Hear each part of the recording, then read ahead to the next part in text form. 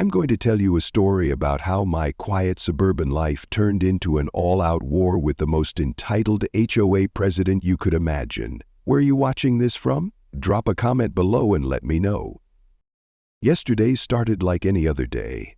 I was grading papers during my lunch break at Jefferson High, where I teach American history, when my phone buzzed with a text from my elderly neighbor Linda. "James, come home now. They're tearing down your wall." I raced out of the school, calling my department head on the way to explain my emergency departure, and broke every speed limit getting to my house. What I found made my blood run cold. A team of construction workers was systematically dismantling the 200-year-old stone wall that had stood on my property line since the War of 1812, a wall that 5 generations of my family had preserved. And standing there, designer sunglasses perched on her perfectly highlighted hair, arms crossed over her cashmere sweater, was Karen Wellington, our newly appointed HOA president, who had moved into the neighborhood just 3 months ago. "What the hell is going on here?" I shouted, jumping out of my car before it had fully stopped. Karen turned to me with that practiced smile that never quite reached her eyes, the kind perfected by people who view kindness as a transaction. "Oh, James, I was hoping we wouldn't have to have this conversation. The HOA has voted to remove this eyesore to improve neighborhood aesthetics and property values," she said, waving her manicured hand dismissively at the partially demolished wall that represented 2 centuries of my family's history. Her voice carried that particular blend of condescension and fake sympathy that made my skin crawl. Behind her, the workers continued to pry loose stones that had witnessed the birth of our nation. "Stop the work right now. This wall is a historic landmark. It marked the boundary of the Battle of Hampton Creek during the War of 1812. My family has maintained it for generations." My voice cracked slightly as I watched another stone being loaded into a truck. Karen's smile didn't falter, but her eyes narrowed slightly as she reached into her designer handbag and pulled out a folder. "The HOA has jurisdiction over external property features, as per Section 5.3 of the covenant you signed when you purchased this house," she said, tapping a perfectly manicured nail against the document. "The board voted unanimously that this decrepit wall reduces curb appeal and property values. We're replacing it with a lovely stone veneer wall that will be uniform throughout the neighborhood, at the HOA's expense, I might add. You should be thanking me."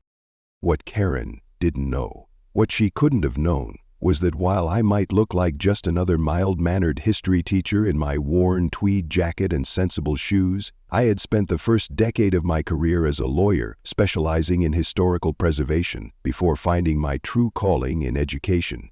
I hadn't practiced law in years, but I knew enough to recognize when someone was overstepping their authority. "Show me the meeting minutes where this vote took place," I demanded, pulling out my phone to document the destruction. Karen's smile tightened imperceptibly. "They're being finalized. I can have a copy sent to you next week," she replied smoothly, placing herself between me and my camera's view of the workers. "Now, if you'll excuse me, we need to finish this today. The new wall installation begins tomorrow." As she turned to walk away, I played my first card. "Stop work immediately," I shouted at the crew with enough authority that they actually paused. "This wall is documented in the National Register of Historic Places. Removing it without proper permits is a federal offense." This was a slight exaggeration. The wall was eligible but not yet registered, but Karen didn't need to know that yet. I turned to the foreman. "I'm calling the police and filing for an emergency injunction. Any further destruction makes you personally liable for damages to a historic structure." The foreman looked uncertainly between Karen and me, clearly trying to decide whose wrath would be worse to face. Karen's face had transformed from practiced pleasantness to barely contained fury. "Don't be ridiculous. This is a private neighborhood matter," she hissed, stepping closer to me. "The police won't get involved in an HOA dispute." She was right about that, but I wasn't backing down. Maybe not, but the State Historic Preservation Office will, and so will the local news. I raised my phone, now recording a video. "In fact, I'm calling my friend Rebecca at Channel 8 News right now. I'm sure she'd love to run a story about how our new HOA president is destroying a documented piece of local history tied to the War of 1812.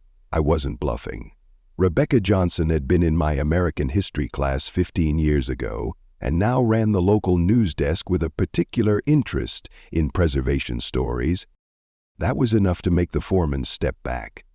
"Ma'am, we should probably verify the permits on this. I don't want any trouble with the historical people." Karen shot him a look that could have frozen hell itself, but he stood his ground. "We'll pack up for today until you sort this out." Karen looked like she might spontaneously combust as the workers began putting away their tools. "This isn't over, James," she said quietly, her voice low enough that only I could hear it. Her perfect smile was gone, replaced by something much more genuine and much more concerning. Raw determination mixed with fury. "You have no idea who you're dealing with. I have more powerful friends in this town than you can imagine." With that parting shot, she stalked to her gleaming white Range Rover and drove away, leaving me standing beside the partially destroyed wall that had survived 2 centuries, only to fall victim to suburban politics. I spent the rest of the afternoon documenting the damage and making calls to my sister Sophia, who still practiced law, to my friend David Chen at the local historical society, and to a few of my neighbors who I thought might support me. As the sun began to set, casting long shadows over the remaining stones, I realized this wasn't just about a wall anymore. This was about power, history, and justice. Karen Wellington had declared war on the wrong history teacher. What she didn't realize yet was that she had also picked a fight with the wrong family in the wrong town over the wrong piece of rock. The next morning I called in sick to school, something I almost never did, and set up a makeshift command center at my dining room table. Sophia had sent over a stack of legal documents about historic preservation law, and David had provided me with the historical documentation for the wall's significance. My first task was to find out more about this supposed HOA vote. After a few calls to other members of the board, I discovered something interesting. There had never been an official vote on removing my wall. Mark Peterson, the HOA treasurer and the closest thing I had to an ally on the board, admitted that Karen had simply presented it as an executive aesthetic decision that didn't require a full board vote. She said it was an emergency safety issue, Mark explained over the phone, his voice low as if worried about being overheard. She claimed the wall was in danger of collapse and could hurt someone. She showed us some photos of loose stones and said we could be liable if anyone got hurt. She pushed through the removal as a safety measure under her emergency powers. "That's complete nonsense," I replied, staring out my window at the wall that had stood firm through 2 centuries of New England winters. "That wall is more structurally sound than half the houses in this neighborhood." "Did anyone question her on this?" Mark's silence told me everything. "You have to understand, James, Karen is persuasive and honestly a little intimidating. She came in with all these big plans for elevating the neighborhood. She has connections with the mayor's office and some developers. People are afraid to cross her." This information gave me my first real insight into what might be happening. "Mark, do you know anything about development plans near our neighborhood? Anything involving the mayor or outside investors?" There was a long pause before Mark responded. "There have been rumors about a boutique shopping center being planned for the north side of the neighborhood. Nothing official, but Karen has mentioned exciting commercial opportunities at the last couple of meetings." "The north side?" "Exactly where my property and the historic wall were located." The pieces were starting to come together. I thanked Mark and ended the call, then immediately drove to the local coffee shop, The Daily Grind, which was known as the hub of neighborhood gossip. As luck would have it, I spotted Karen at a corner table deep in conversation with a man I didn't recognize. I ordered a coffee and took a seat nearby, opening my laptop as if working but positioning my phone to record their conversation. Eavesdropping wasn't my proudest moment, but I needed information. "The Anderson property is the key," I heard Karen say in a hushed but intense tone. "That ridiculous wall runs right along where we need the access road." If we can get it removed as an HOA aesthetic upgrade before anyone realizes the historical significance, we'll save months of regulatory hurdles and hundreds of thousands in redesign costs. The man nodded. The mayor's already on board, and zoning won't be an issue as long as we move quickly. This shopping center will transform the area. Property values will skyrocket. Your commission alone should be well into 6 figures, Karen. She smiled at that, the first genuine smile I'd seen from her. And my position with Wellington Development afterward, she asked. The man, whom I now realized must be from the development company that shared her last name, nodded. Executive VP, as discussed. Your ex-husband might own the company, but you'll have real operational control of the Eastern Division once this deal goes through. Karen looked pleased, tapping her perfectly manicured nails on the table. Then we need to move quickly with the Anderson situation. I've already put Plan B in motion. By next week, that wall will be gone and construction can begin on schedule. I'd heard enough. I quietly gathered my things and left, my mind racing. This wasn't just about an HOA president on a power trip. This was about money, personal ambition, and deliberate deception. The wall wasn't an eyesore. It was an obstacle to Karen's path back to corporate power. I spent the rest of the day gathering information. A search of public records revealed that Wellington Development was indeed owned by Harold Wellington, Karen's ex-husband, according to some social media sleuthing. The company specialized in luxury retail experiences and had recently acquired several properties near our neighborhood. I also discovered that Karen had previously been an executive at a major marketing firm in New York, but had mysteriously departed about a year ago. Further digging revealed a quiet settlement in a case involving data manipulation and insider trading allegations. Nothing that went to court, but enough to end her corporate career there. This move to our quiet town wasn't about starting over. It was about reinventing herself and reclaiming her status through the development deal.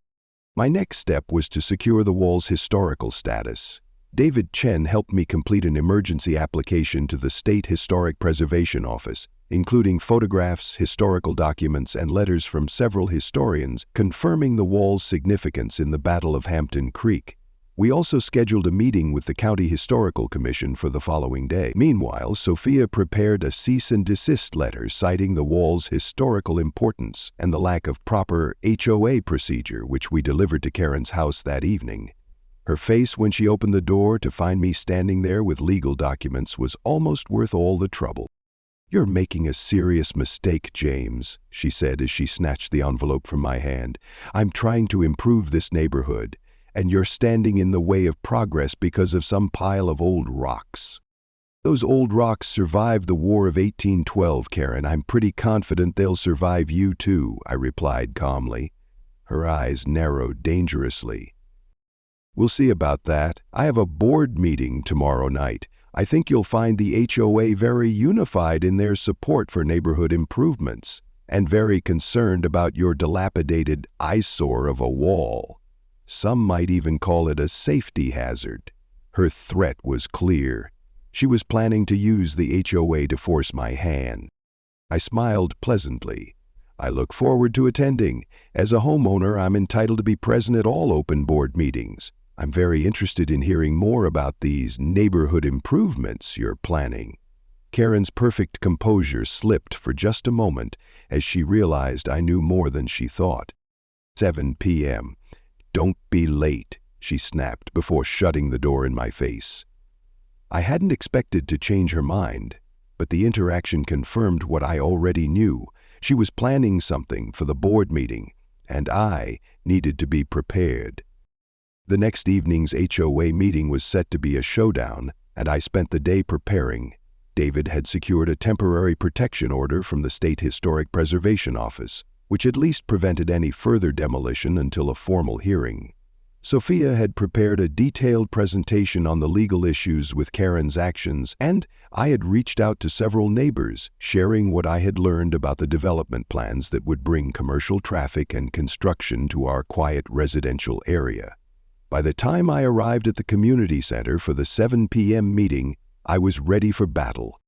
The room was more crowded than usual for an HOA meeting, which typically drew only the most dedicated or argumentative homeowners. Tonight, almost half the neighborhood was present, a clear sign that word had spread about the conflict. Karen sat at the head of the table, flanked by most of the board members.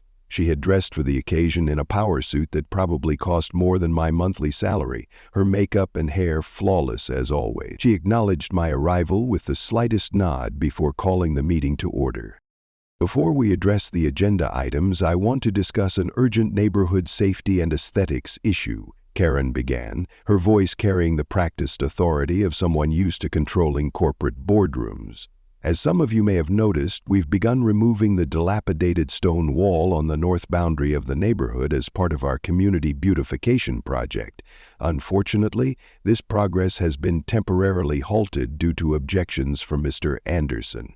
All eyes turned to me, and Karen continued with barely disguised condescension. While I appreciate Mr. Anderson's sentimental attachment to this structure, the board has serious concerns about both its safety and its negative impact on neighborhood property values.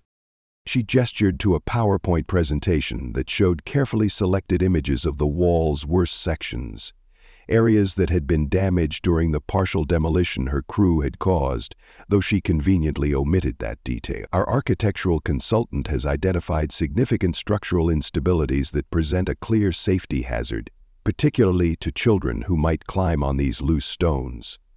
Additionally, our real estate analysis indicates that uniform, professionally designed neighborhood boundaries could increase property values by up to 15%.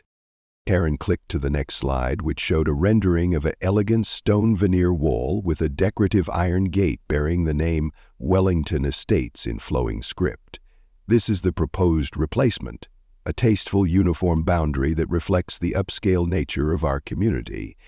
The HOA will cover all costs as part of our Neighborhood Improvement Fund. There were appreciative murmurs from some homeowners, and Karen smiled with satisfaction. Furthermore, I'm pleased to announce that this improvement is just the first phase of an exciting development opportunity for our community. Here it was, the real agenda emerging. Wellington Development has approached the neighborhood with a proposal for a boutique shopping center adjacent to our northern boundary. This would bring convenient shopping, dining, and services within walking distance while significantly increasing all of our property values. More slides appeared, showing an upscale shopping area with trendy stores and outdoor cafes. The mayor's office has already expressed enthusiastic support for this project, which would bring tax revenue and jobs to our town.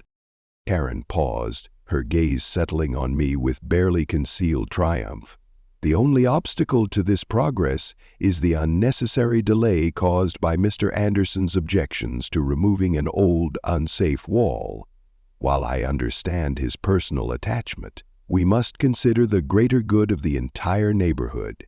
She gestured to a man in an expensive suit who stood up from the back row. We're fortunate to have with us tonight Dr. William Marshall, an architectural historian who can address Mr. Anderson's claims about the wall's historical significance.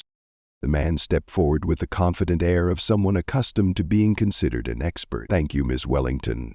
I've reviewed the structure in question, and while it is indeed old, there's little evidence to support claims of significant historical importance. Many such walls were built throughout this region in the 19th century. This particular example shows signs of multiple repairs and modifications over the years, compromising any historical integrity it might once have had. In my professional opinion, it does not merit special preservation considerations that would impede community development. I could see several of my neighbors nodding along, convinced by the authoritative presentation. Karen smiled, sensing victory. Thank you, Dr. Marshall. Now, unless there are any substantial objections, I propose we move forward with— I'd like to address the board, I interrupted, standing up with my folder of documents. Karen's smile tightened almost imperceptibly as she gestured for me to proceed, with obvious reluctance. Thank you for that interesting presentation, I began, making my way to the front of the room. I'd like to address several inaccuracies before we proceed. First, regarding the wall's historical significance. I placed several documents on the table and handed copies to board members. These are letters from the Hampton Historical Society, the State Historical Preservation Office, and Dr. David Chen, who holds a Ph.D. in American history with a specialization in War of 1812 military sites. All confirm that this wall is not just any old 19th century structure, but a documented battlefield boundary from the Battle of Hampton Creek, a battle that helped secure American independence during our Second War with Britain. I clicked to open my own presentation on my laptop, which showed historical maps overlaid with current property lines. As you can see, this wall marked the defensive position of American troops during a critical engagement. It has remained substantially intact for over 200 years and has been maintained by my family for 5 generations. I looked directly at Dr. Marshall. I'm curious about your credentials in War of 1812 military history, Dr. Marshall, and I wonder if you disclose to everyone that your primary employer is Wellington Development, the same company proposing this shopping center. Dr. Marshall's face flushed and murmurs rippled through the crowd. I continued before Karen could interrupt. Second, regarding safety concerns, the wall has stood safely for 2 centuries. The only structural damage occurred 2 days ago when Ms. Wellington ordered its partial demolition without proper board approval or permits. I distributed more photographs. These images show the wall's condition before and after the unauthorized demolition began. You'll note that the safety hazards only appeared after Ms. Wellington's crew started removing supporting stones. Karen tried to interject, but I pressed on. Third, and perhaps most importantly, Ms. Wellington has failed to disclose significant conflicts of interest to this board and the homeowners. Wellington Development is owned by her ex-husband, Harold Wellington. According to their development proposal, which I've obtained through a Freedom of Information request to the mayor's office, Ms. Wellington stands to receive both a substantial commission and an executive position with the company if this deal proceeds. The room erupted in shocked conversation as I placed the relevant documents on the table. Finally, I've confirmed with 3 board members that no official vote was ever taken on the wall's removal. Ms. Wellington unilaterally declared it an emergency safety issue to bypass normal approval procedures. This violates at least 4 provisions of our HOA laws. I turned to face the homeowners directly. I understand the appeal of increased property values and convenient shopping, but I urge you to consider what we're sacrificing. Not just a historic structure, but the residential character of our neighborhood and our ability to make decisions democratically as a community, rather than having them imposed by individuals with undisclosed financial interests. The room fell silent as I returned to my seat. Karen's perfectly composed facade had cracked, revealing the fury beneath. She quickly attempted to regain control of the narrative. These are outrageous accusations. Dr. Marshall is a respected professional, and my personal relationships have no bearing on HOA decisions. As for board approval, the emergency maintenance provision in our bylaws— I never agreed to any emergency action, interrupted Mark Peterson, the HOA treasurer, surprising everyone, including himself, by speaking up. You told me it was going to be brought to a full board vote at the next meeting. I have the emails to prove it. Several other board members nodded in agreement, clearly uncomfortable with how events were unfolding. Karen's carefully maintained composure was crumbling. This is ridiculous. We're talking about an old pile of rocks versus a multi-million-dollar development opportunity that would benefit everyone in this room. Mr. Anderson is simply being obstructionist because of some misguided attachment to an ancient boundary marker that nobody cared about until now. Linda Martinez, my elderly neighbor who had first alerted me to the demolition, stood up slowly. At 85, she was the oldest resident of the neighborhood, and people instinctively quieted to hear her speak. I've lived in this community for 60 years, she said, her voice thin but clear. That wall was already old when I was a girl. My father used to tell me stories about how soldiers once stood behind it to defend our town. I have something you all should see. She gestured to her grandson, who helped bring forward a large, framed document. This is the original land survey of this area from 1820. It clearly shows the battle line and the wall.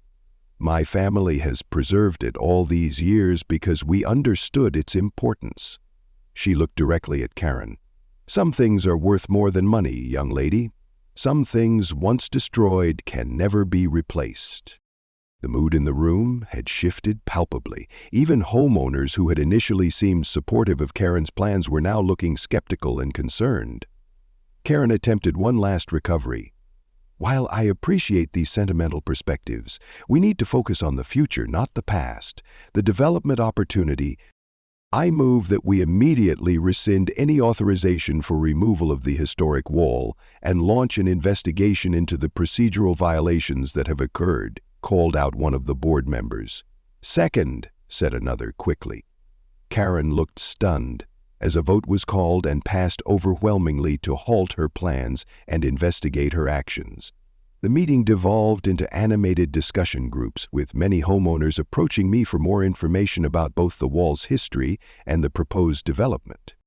Karen Wellington didn't stay to face the music. I watched as she gathered her things with rigid movements, her face a mask of barely controlled rage, and swept out of the community center. As she passed me, she leaned in close. "This isn't over, Anderson, not by a long shot. You have no idea who you're dealing with." Despite her confident words, I could hear the slight tremor in her voice, the sound of someone unused to losing. The next morning, I received an email notification from the State Historic Preservation Office confirming that my wall had been granted temporary protected status pending a full historical review. It was a victory, but I suspected it wouldn't be the last battle in this war. Karen had too much at stake to give up after one defeat. I called David Chen to share the news and strategize our next steps. "You've bought some time, but be careful," David warned. "Development money can be very persuasive with local officials. And from what you've told me about Karen Wellington, she doesn't seem like the type to accept defeat gracefully." David's warning proved prophetic. Later that day, I received a certified letter from a law firm representing the HOA, though I strongly suspected Karen was acting without board approval again.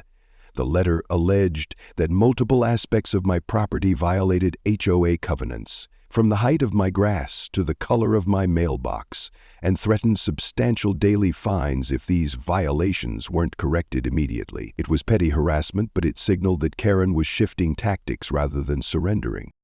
More concerning was the email I received from Mark Peterson that evening. Karen called an emergency closed board session for tomorrow morning. She claims to have discovered significant new information about the wall that requires immediate action. She's bringing the mayor. Be prepared. This was moving beyond a neighborhood dispute into something more serious. I called Sophia again, and she agreed to attend the meeting with me as my legal representation. When we arrived at the community center the next morning, I was surprised to see a news van from the local station parked outside. Inside, Karen had assembled most of the board, along with Mayor Thomas Wilson, a man I recognized as a representative from Wellington Development, and, most surprisingly, a small team from the town's buildings department. Karen's expression when she saw me enter with Sophia was momentarily startled, but she quickly recovered. "Mr. Anderson, we weren't expecting you at this closed session," she said smoothly. "We're discussing confidential HOA business." Sophia stepped forward. "As Mr. Anderson's attorney, I must point out that HOA bylaws require 48 hours notice for any closed session, and all homeowners must be notified of the agenda. Since neither requirement has been met, this meeting is procedurally invalid." Mayor Wilson, a portly man with political ambitions that exceeded our small town, cleared his throat uncomfortably. "Perhaps we should simply proceed as an informational session then. Ms. Wellington has brought some concerning safety issues to my attention regarding the stone structure on Mr. Anderson's property."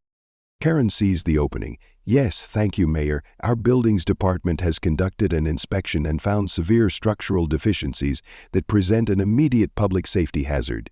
She nodded to one of the building officials, who reluctantly stepped forward with a folder. "We did find some concerning issues," the man admitted, though he seemed uncomfortable under my direct gaze. "Several sections show significant instability and potential for collapse, especially near the public sidewalk." "May I see that report?" Sophia asked, holding out her hand. The official hesitated, looking at Karen, who nodded slightly. He handed over the folder, and Sophia and I reviewed it together. The report was dated yesterday and focused entirely on the sections that had been damaged during Karen's initial demolition attempt. Nowhere did it mention that this damage was recent or man-made. Interesting that these issues all appear in the exact sections where Ms. Wellington's demolition crew was working 2 days ago, Sophie observed loudly enough for everyone to hear, almost as if removing supporting stones destabilized previously sound structures. The building official had the grace to look embarrassed. "We can only report on current conditions, not causes," he muttered. Karen cut in smoothly. "Regardless of cause, the fact remains that the structure now poses a safety hazard and must be addressed immediately. As this involves public safety, it supersedes any historical preservation considerations." She turned to the mayor. "I believe the town has authority to issue an emergency demolition order in such cases?" Mayor Wilson nodded, clearly uncomfortable but committed to his course. "Public safety is our primary concern. If the buildings department has identified significant hazards—" "I'd like to call your attention to something," I interrupted, pulling out my phone and opening my photos. "These are pictures I took of the wall just before Ms. Wellington's crew began demolition. As you can see, there were no structural issues whatsoever." I scrolled through dozens of detailed images showing the wall's solid construction, and here are images from immediately after her crew's work, showing the newly created safety hazards. What we have here is not a crumbling historic structure, but a deliberate attempt to damage the wall to justify its complete removal. The room fell silent as my accusation hung in the air. The building official looked increasingly uncomfortable, and even the mayor seemed uncertain how to proceed. Karen's carefully composed facade briefly showed cracks of panic before she rallied. "These photos could have been taken anywhere at any time. Without proper documentation and timestamps, they prove nothing," she declared dismissively. "The current condition is what matters, and the buildings department has made their professional assessment." "Actually," came a new voice from the doorway, "those photos can be verified." Rebecca Johnson from Channel 8 News walked in, cameraman in tow. "James sent those images to me the day of the incident, and our technical team has confirmed their authenticity and timestamps. We've been investigating this story since James first contacted us." She turned to the mayor. "Mayor Wilson, would you care to comment on allegations that town officials are cooperating with private developers to force the demolition of a historic landmark for commercial development? Particularly given that Wellington Development contributed $50,000 to your last campaign?" The mayor's face went from red to white in seconds.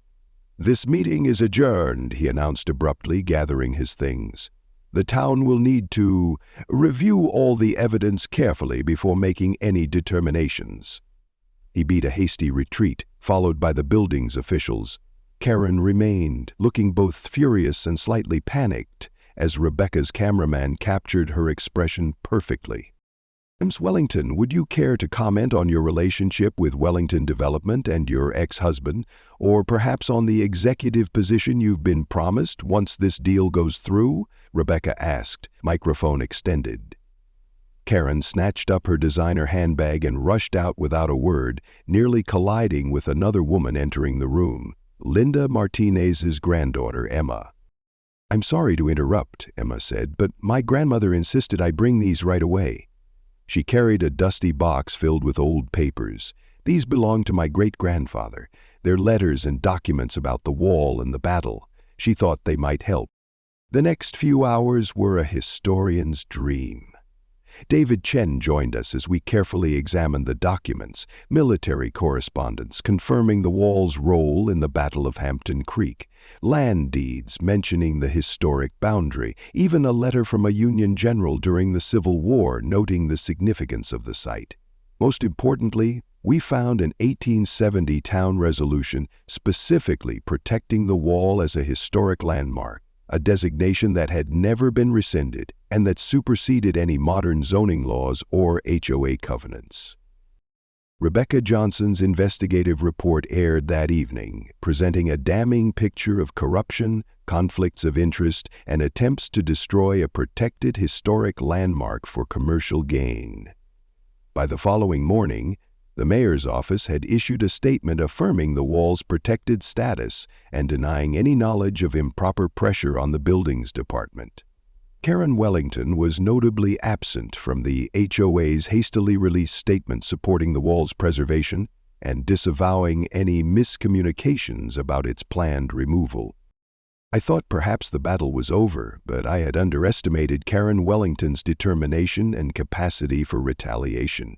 2 days later, I received another, thicker certified letter, this time from Wellington Development's attorneys. They were challenging my family's ownership of the land where the wall stood, citing boundary disputes dating back to the 1940s and claiming the land had never been properly deeded to my grandparents. It was a desperate move, but one that could tie up the property in legal proceedings for months or years. "They're just trying to wear you down," Sophia advised when I forwarded her the letter. "They figure you don't have the resources for a prolonged legal battle, so you'll eventually settle and allow partial demolition for their access road." She was right about their strategy, but wrong about my resources, not financial ones, but historical and community ones. Linda Martinez's box of documents included detailed property surveys and deed transfers stretching back to the 1800s, clearly establishing my family's ownership. And when word spread about Wellington Development's latest tactic, neighbors I barely knew offered support, from legal research to fundraising for potential legal expenses. The tide of public opinion had turned decisively against Karen and the development. The local historical society organized a Save the Wall event that drew hundreds of supporters. The state's senior senator, with an eye for publicity and preserving voter-pleasing historical sites, issued a statement supporting the wall's protection. Even the building officials recanted their safety concerns, admitting they had been pressured to exaggerate minor issues. Through it all, Karen remained conspicuously silent. Her gleaming Range Rover still sat in her driveway, but blinds remained drawn at her house, and she stopped attending HOA meetings. The board, led by Mark Peterson, who had stepped up as interim president, voted unanimously to restore the damaged sections of the wall at HOA expense. Wellington Development withdrew their proposal for the shopping center, citing community feedback and zoning complexity. I thought it was over until Linda Martinez called me one evening about 2 weeks after the development company withdrew. "James, there's a moving truck at Karen's house," she reported. "And you won't believe who just showed up." Her ex-husband, Harold Wellington himself. Curiosity got the better of me. I walked the few blocks to Karen's house, where an expensive moving company was efficiently packing designer furniture into a large truck. Standing in the driveway, engaged in what appeared to be a tense conversation, were Karen and a distinguished-looking man I assumed was Harold Wellington. They fell silent as I approached. "Mr. Anderson," Karen acknowledged coldly. "Come to gloat?" "Not at all," I replied truthfully. "I just wanted to see if the rumors about you leaving were true." She had lost some of her perfect polish in the weeks since our confrontation, her hair less immaculately styled, her designer outfit replaced by more casual wear, the strain of defeat visible in the tightness around her eyes. Harold Wellington studied me with interest. "So you're the history teacher who derailed our development." To my surprise, he didn't sound angry. "Impressive research work. If you ever decide to leave education, there might be a place for you in corporate due diligence." Karen made a disgusted sound. "For God's sake, Harold, he destroyed our project and my reputation. And you're offering him a job?" Harold shrugged, seeming more resigned than upset. "The project was already on shaky ground, Karen. You cut corners, ignored proper procedures, and failed to conduct basic historical research before committing resources. That's why you're not getting the VP position, not because the project failed, but because of how it failed." He turned back to me. Sometimes preservation is the right call, Mr. Anderson. I've withdrawn all legal challenges to your property. The wall stays." With a nod to me and a significant look at Karen, he walked back to his waiting luxury car. Karen and I were left facing each other in the driveway, the battlefield general and the history teacher, both changed by the conflict between us. "You could have just asked, I said finally. "If you'd approached me honestly about the development, explained the situation, we might have found a compromise. A way to preserve the wall while allowing for careful, limited development that respected its historical significance." Karen looked at me with genuine surprise, then let out a short, bitter laugh. "That's not how business works, James. You don't ask permission when you can create leverage instead." She shook her head. "But I underestimated you. And I underestimated how much people here care about their precious history." "It's not just about history," I replied. "It's about community, about having a say in what happens to the place where you live, about respecting what came before while still moving forward." I gestured toward the moving truck. "Where will you go now?" She straightened her shoulders, some of her old confidence returning. "Back to New York. Harold's offered me a position handling community relations for Wellington development. Apparently, I need to learn how to work with locals rather than over them." A hint of rueful acknowledgement crossed her face. "Consider your wall lesson learned." 6 months later, our neighborhood had changed, though not in the way Karen Wellington had envisioned. The HOA, now led by Mark Peterson with a newly democratic approach, had worked with the Historical Society to have the wall officially listed on the National Register of Historic Places. A small commemorative plaque now explained its significance in the Battle of Hampton Creek. Restoration work had repaired the damaged sections, and the wall stood as solid as it had for the past 2 centuries. More importantly, the neighborhood had come together around the preservation effort. People who had previously only exchanged polite nods at mailboxes now collaborated on community projects.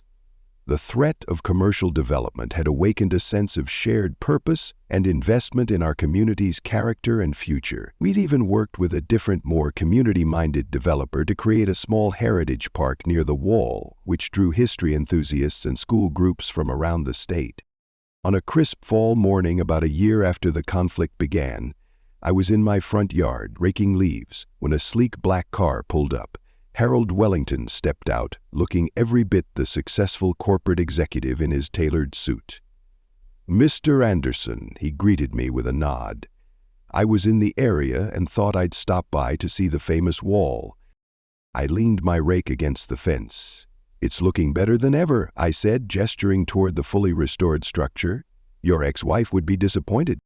Harold smiled slightly. "Actually, Karen's perspective has evolved somewhat. Her new role in community engagement has been educational for her. She's learning that working with history often yields better results than trying to erase it." He studied the wall thoughtfully. "We're developing a new corporate philosophy that incorporates historical preservation into our projects rather than seeing it as an obstacle. It's been surprisingly profitable."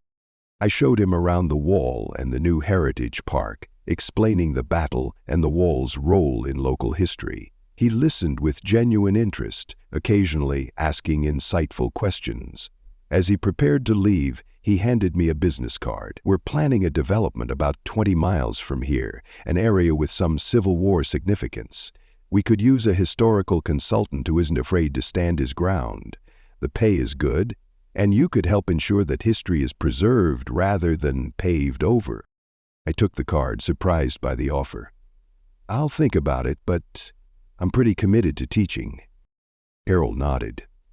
"The offer stands. Sometimes the best way to protect history is to have a seat at the table when decisions are being made." He glanced back at the wall one last time. In 200 years, no one would have remembered another shopping center. But that wall? That might still be standing. There's a lesson in that." As I watched his car drive away, I ran my hand along the rough stones of the wall that 5 generations of my family had protected. Each stone had witnessed history unfold, from the battle that helped secure American independence to our modern struggle to balance progress with preservation. The wall had survived war, weather, and Karen Wellington. Not bad for a pile of old rocks. 200 years from now, I hope some future history teacher will still be standing here telling students about the Battle of Hampton Creek and maybe, just maybe, about the second battle fought on the same ground, when a neighborhood came together to defend its past and shape its future. Some boundaries, like some principles, are worth fighting for.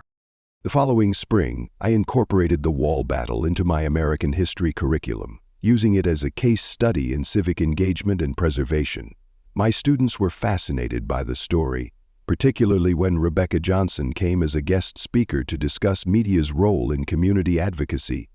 What started as a personal fight had become something larger, a teaching moment about how ordinary citizens could stand up for what mattered in their communities.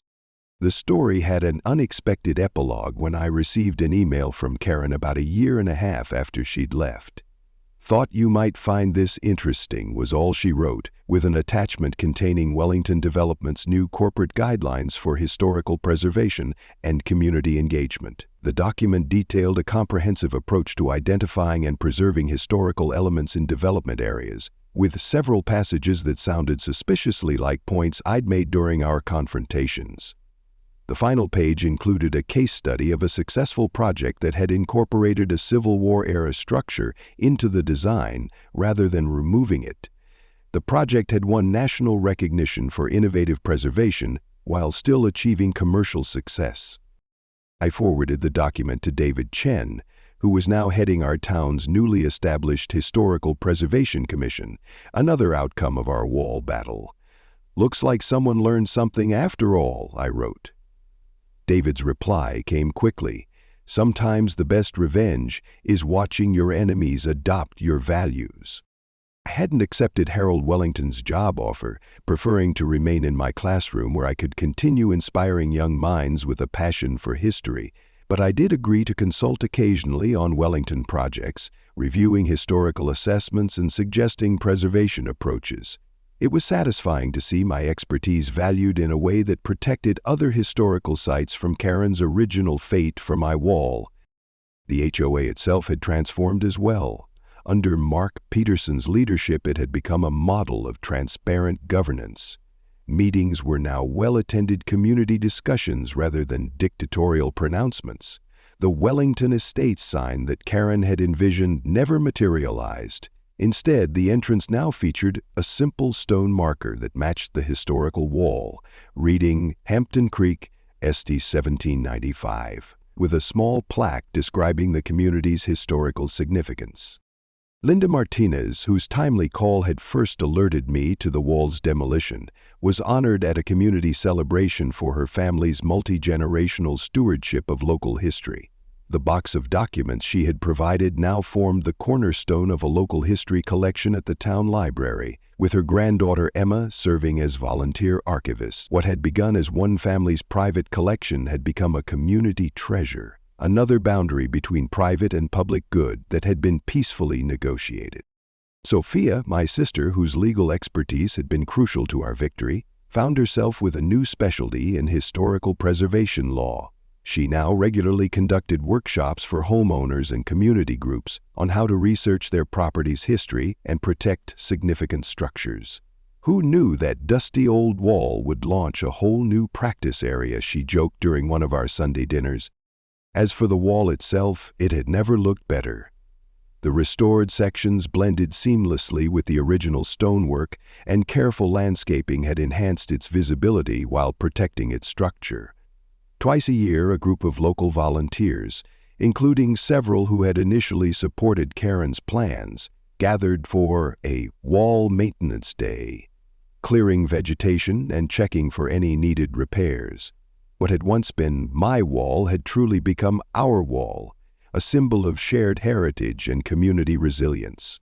I sometimes wondered what would have happened if Karen had succeeded.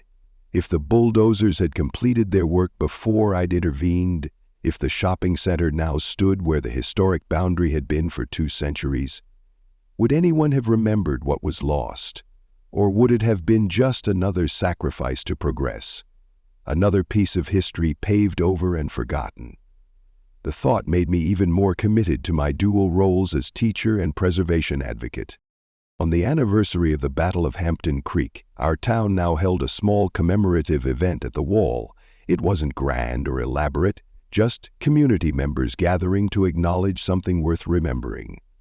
At the most recent ceremony, I noticed a familiar luxury car parked discreetly down the street.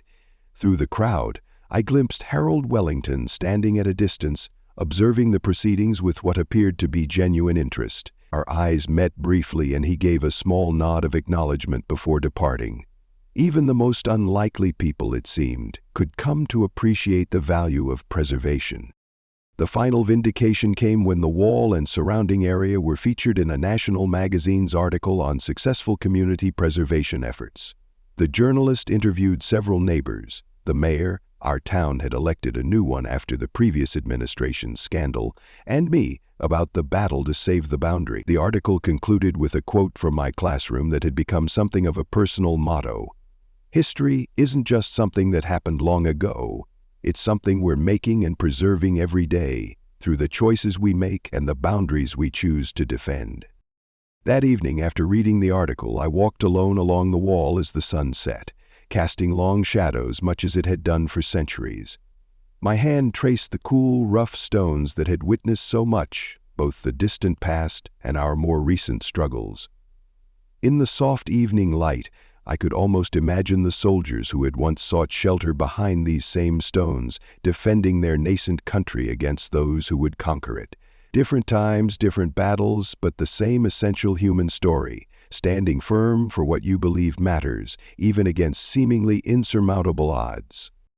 And somewhere across town, in a now empty house with a "for sale" sign in the yard, the ghost of Karen Wellington's ambitions had finally been laid to rest, defeated not by a single history teacher, but by a community that had discovered its voice and its values through the unlikely catalyst of an ancient stone wall that refused to fall.